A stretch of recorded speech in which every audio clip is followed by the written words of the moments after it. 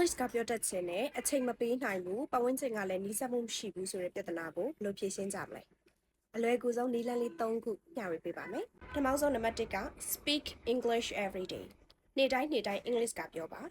အဲ့ဒီအတွက်အချိန်ပေးကြရမလို့ကိုမနဲ့အဲ့ရထားပြီးပဲဆိုပါတော့ဒါဆိုရင်ကိုယ့်ရဲ့ဒီခေါင်းထဲမှာပဲဖြစ်ဖြစ်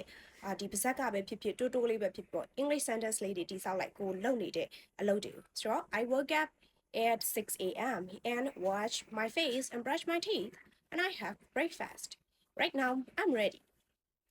ဒီလိုမျိုးပေါ့ကိုလုံနေသမျှဟာလေးတွေကိုစိတ်ထဲမှာ sentence လေးတိကျပြီးတော့ပြောကြည့်။သွားရေးလာနေနဲ့ပြောခိုင်းတာနော်။ရက်ပြီးတော့လေ့ကျင့်ခိုင်းတာမဟုတ်ဘူး။နော် I go to work by bus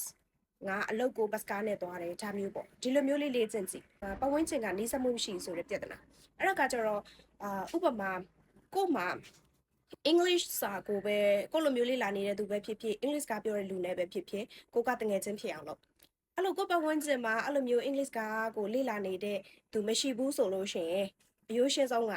ChatGPT Gemini ဒီလိုမျိုး AI application တွေမှာတွားပြီးတော့ English ကပြောလေ့ကျင့်လို့ရတယ်တနေ့ကို15မိနစ်ပဲလေ့ကျင့်ဆိုပြောချင်တာကအကုန်လုံးကျွန်တော် social media ပေါ်မှာဒီဘာရွယ်ချက်မှမရှိပဲအပေါ်ဆွဲလိုက်အောက်ဆွဲလိုက်အပေါ်ဆွဲလိုက်အောက်ဆွဲလိုက်နဲ့အချိန်ကုန်နေတာတော့မှ15မိနစ်မကဘူးဟုတ်တယ်ဟုတ်အဲ့တော့ timer လေးမှတ်ပြီး15မိနစ်လောက်နဲ့ပဲ ChatGPT နဲ့ပဲဖြစ်ဖြစ် Gemini နဲ့ပဲဖြစ်ဖြစ်တခြားအဲ့လိုမျိုး AI apps တွေရှိရပေါ့နော်အိမ်မှာသွားပြီးတော့လေ့ကျင့်ပြောကြည့်အမှားတွေလုံးမှာမကြောက်နဲ့အမှားပြောမိမှာမကြောက်နဲ့ You make mistake I make mistake everybody does mistakes okay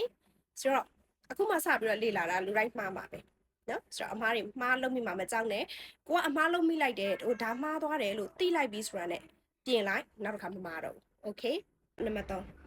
This is the most important thing be consistent စင်စက်မပြတ်လေ့လာဖို့လိုတယ်ကိုကစိတ်ပါမှလေ့လာတယ်ငါဒီနေ့အင်္ဂလိပ်စာလေ့လာတယ်နောက်2ရက်လောက်နားလိုက်ပြန်ကွာတစ်ပတ်မှ1ရက်လောက်ပဲလေ့လာတယ်ငါအခုစိတ်မပါဘူးဖုန်းလေးကြည့်လိုက်အောင်မယ်တိုးတက်မှာမဟုတ်ဘူး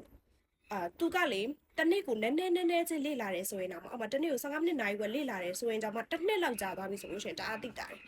ကျွန်ဆိုလို့ရှိရင်2020လောက်ကအင်္ဂလိပ်စာကိုစပြီးလေ့လာတာပေါ့နော်ဒါပေမဲ့အခုချိန်ထိကိုလည်းဘယ်လိုပြောမလဲအရန်ကိုကျွမ်းကျင်နေပြီလို့မခံစားရဘူးတိုးတက်မှုနှင်းနေတယ်လို့ပဲခံစားရတယ်တစ်ခါတလေကြာလို့ရှိရင်လေဒါပေမဲ့ကိုအဲ့ချိုစပြီးတော့လေ့လာတုန်းက English speaking ကိုချို video record တွေယူထားတာရှိတယ်ဒါပေမဲ့အဲ့ဒီဟာတွေနဲ့အခုပြောတဲ့ဟာတွေနဲ့ရှင်းကြည့်လိုက်တဲ့အခါမှာတအားကိုကွာဟာနေတယ် vocabularies တွေပို့ပြီးတော့ကြကြပြပြအသုံးပြုလာနိုင်တယ် English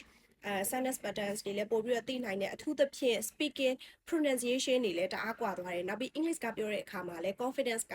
အဲ့ဒီစပြီးလေ့လာတော့ကလည်းတအားကိုကွာသွားတယ်ပေါ့နော်ဆိုတော့စင်စက်မပြတ်လေ့လာပါ be consistent ရှိပါဒါဆိုလို့ရှိရင်တော့တစ်ချိန်ကြာလို့ရှိရင်အင်္ဂလိပ်စာကိုတိုးတက်လာမယ်ကျွမ်းကျင်လာမယ်လို့ယုံကြည်ပါတယ် bye bye